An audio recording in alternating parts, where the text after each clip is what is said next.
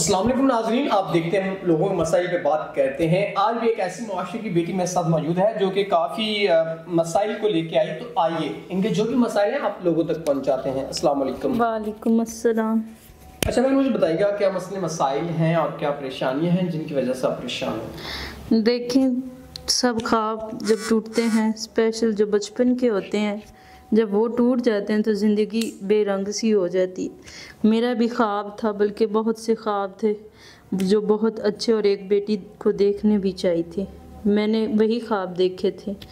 میرا خواہش تھی کہ میں ایک اچھی ڈاکٹر بنوں تاکہ ملک اور قوم کی خدمت کر سکوں، لیکن وہ میرا خواب ادھورا رہ گیا، جن میں سب سے بڑا ہاتھ میرے اپنے ہی رشتہ داروں کا بلکہ میرے اپنے باپ کا ہاتھ ہے۔ تو اب آپ کیسے اپنی نظام زندگی کو آگے سروائیو کر پائیں گی؟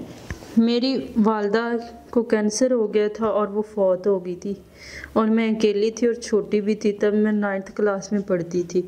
تو میرے والد نے لوگوں کو کہا، لوگوں نے میرے والد کی شادی کروا دی کہ ایک بیٹی ہے تو اس کا سہارا بنے گی، اس کی پالے پوسے گی، ماں بہت ضروری ہوتی بیٹی کے لیے۔ تو میری ماں جب دوسری آئی تو اس نے مجھے آئے دن مارنا اور آئے دن مجھ پہ الزام لگوانا، میرے باپ سے میری بےعزتی کرواتی تھی۔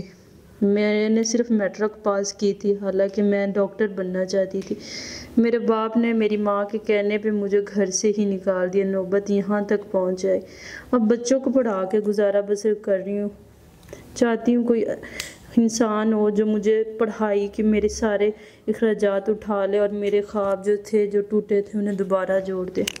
ناظرین، کوئی ایسا انسان جو ان کے خوابوں کو جوڑ دے، جو یہ خواب دیکھنا چاہتی ہیں، تو ہم امید کرتے ہیں کہ ایک انسان ان کے معاملات زندگی کو بہتر طریقے سے ہینڈل کریں گے اور ان کے ساتھ نکاح کریں گے۔ تو اسی کے ساتھ اپنے میزبان نواب احمد کو دیں اجازت۔ خدا حافظ۔